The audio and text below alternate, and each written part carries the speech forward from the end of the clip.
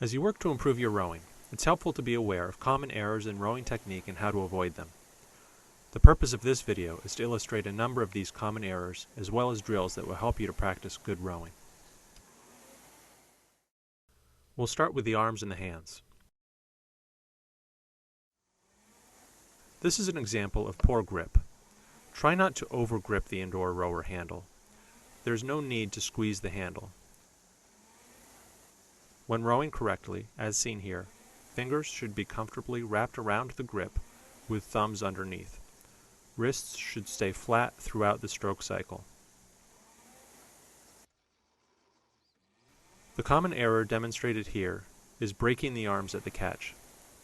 It's not effective to bend the arms right at the catch. Straight arms are more effective at connecting the handle to the powerful drive of the legs. When rowing well, start the drive with straight arms, saving the arm pull for later in the drive.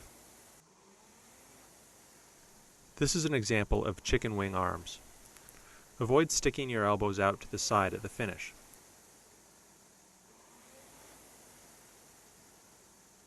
Rowing correctly, as you see here, it's most effective to draw the elbows past the body and keep the shoulders relaxed, not hunched.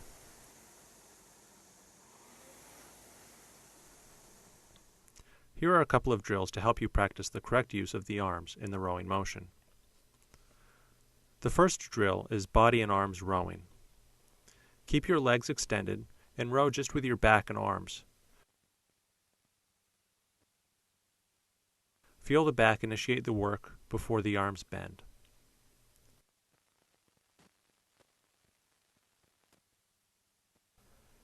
The second drill is pausing at the finish.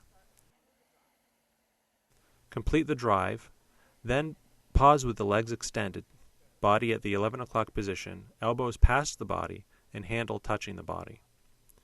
When pausing, check to be sure that your shoulders are low and relaxed and your hands have a relaxed grip on the indoor rower handle. Next, we'll review some common errors related to the back. This is an example of lunging at the catch. Avoid lunging forward just before the catch.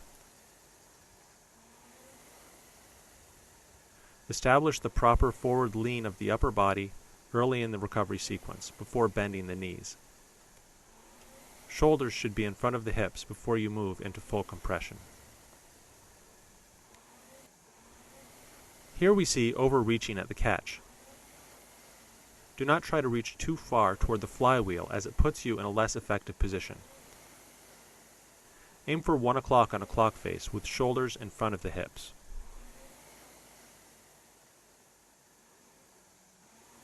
Next we see lifting with the back at the catch. Do not lift your shoulders or back at the catch. When rowing correctly, as we see here, press with the legs first, then use the back.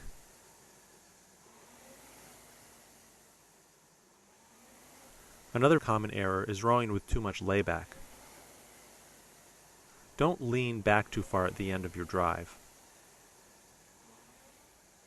Correct rowing is pivoting back to 11 o'clock on a clock face and pulling the handle into your body.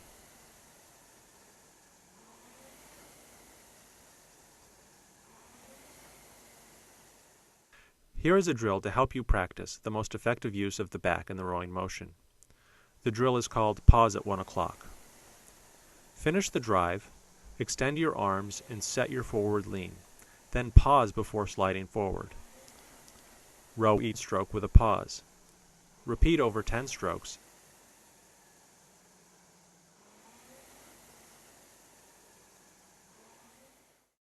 Now let's look at the errors that affect how the legs are used in the rowing motion.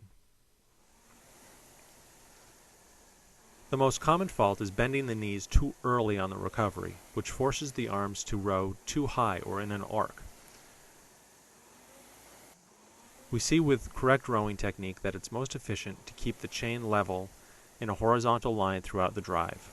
The arms extend, the body swings to allow the hands and handle to clear the knees before the knees bend. This is a demonstration of rushing the slide.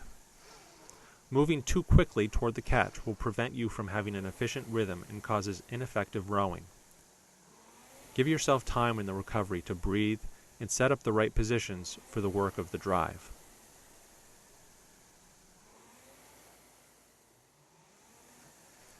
This is an example of over-compressing.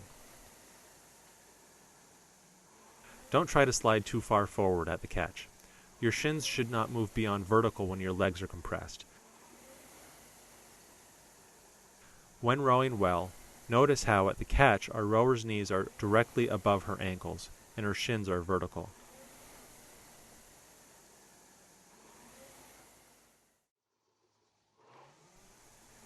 Another common error is shooting the slide as shown here. Don't let the legs shoot back without the body and, more importantly, the handle. The work of the legs and the back should overlap. As the legs are used up, add the body to maintain the speed of the handle.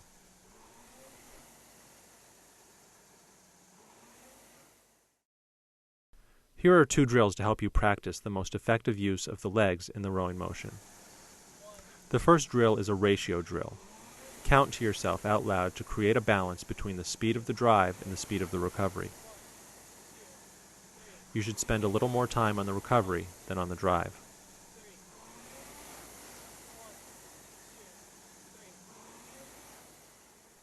The second drill is legs only. This motion spotlights the initial movement of the drive. Nothing about your upper body position changes, and the work of the legs is limited. Including some of these drills in your regular warm-up is a great way to keep your technique correct and effective. Whenever possible, watch yourself in the mirror while rowing indoors. Review this video periodically to reinforce good technique.